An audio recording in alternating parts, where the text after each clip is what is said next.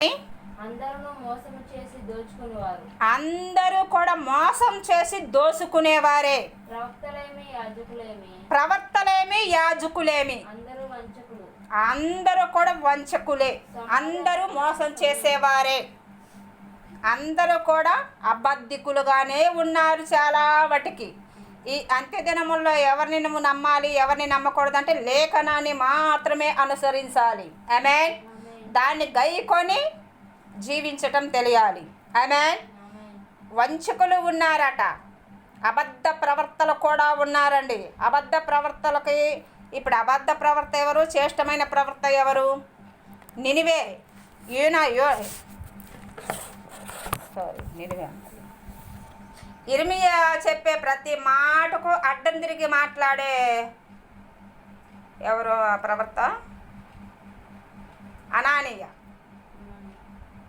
శ్రమ రాబోతుంది అని ఈయన ప్రకటన చేస్తే, లేదు దేవుడు మిమ్మల్ని దీవిస్తాడు, 2 సంవత్సరాలలో మిమ్మల్ని ఏ చోటికి ఎలనేయకుండా జెరూషలేములోనే ఉంచి, జెరూషలేము మీదకు వచ్చిన ప్రతి వారిని కూడా, సంఘం మీదకు వచ్చిన ప్రతి వారిని కూడా దేవుడు తొలగించబోతున్నాడు అనేనేమో అబద్ధ ప్రకటన చేస్తూ ఉంటాడు ఈ దుష్టుడు, అబద్ధ ప్రవర్త.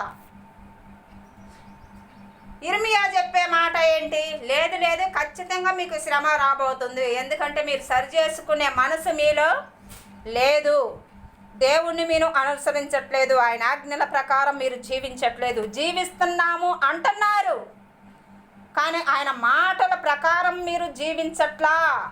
నోటితో మాత్రమే అంటున్నారు కానీ జీవించటం మాత్రం, క్రియలో మాత్రం లేదు. కనుక ఖచ్చితంగా ఈ పట్టణం నాశనకరంలోకి వెళ్తుంది అనేమో ఇర్మియా గారు చెప్పాడు. 13వ వచనం ఒకసారి. ద్రాక్ష చెట్టు ఫలములు లేకున్నను, అంజూరపు చెట్టున అంజూరపు పళ్ళు లేకున్నను, ఆకులు వాడిపోయినట్లు నేను వారిని బొత్తిగా కొట్టివేయుస్తున్నాను. వారి మీదికి వచ్చే వారిని నేను ఎలాగున పంపుతున్నానో ఇదే యెహోవా వాక్కు. ఆమేన్. ఆమేన్. దేవుడు వాక్కు ఏం చెప్తుందండి? ఒక ప్రవర్త వచ్చేమో, దొంగ ప్రవర్తలు వచ్చేమో ఆశీర్వాదం వచ్చింది మీకు, నిన్ను క్షమిస్తూనే ఉంటాడు. నువ్వు అస్తమానం దోషంలోను, పాపంలోను, అతిక్రమంలోను, అబద్ధంలోను జీవిస్తూనే ఉండు, పర్వాలా, దేవుడు నిన్ను ఎమ్మటే క్షమిస్తాడు, ఎందుకంటే నిన్ను ప్రేమించే కదా ఆయన ప్రాణం పెట్టింది అని చెప్తారు. అబద్ధ ప్రవర్తలు కూడా ఉన్నారు. బోధకులు చెప్పేదైనా, అబద్ధ ప్రవర్తలు చెప్పేదైనా ఇవే మాటలు. హల్లెలూయా. లేదు మీరు చేసిన పాపానికి, మీరు దోషానికి ఒప్పుకునే గుణం లేనప్పుడు ఖచ్చితంగా ఆయన మిమ్మల్ని కొడతాడు అని చెప్పేదే ఇర్మియా ప్రవర్త లాంటి ప్రవర్తలు. ఈ మాటలు ఎవరికైనా నచ్చినయా?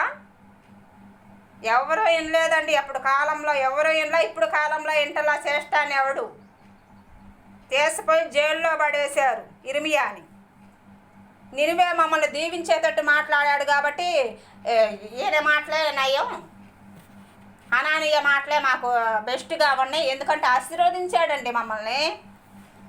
ఇశ్రాయేలుల జనాన్ని, యూదుల జనాన్ని ఆశీర్వాదకరంగా ఉండాలని మాట్లాడుతున్నాడండి, అస్తమానం ఆశీర్వదిస్తున్నాడండి. ఇర్మియా గారు ఎప్పుడు కీడు మాట్లాడుతున్నాడండి అనంటే కీడు జరిగిందా, ఈ మాటలు జరిగినాయా? యెహోవా వాక్కు బయలుపరచబడిన, యెహోవా వాక్కు నెరవేర్చబడిందా? ఈ దుష్టుడు మాటలో, అబద్ధికుడు మాటలో నెరవేర్చబడినయా? ఈ అబద్ధాన్ని నమ్మి ప్రజల మొత్తాన్ని దారి మండించే మాటలు ఎప్పటికీ నెరవేర్చబడావు.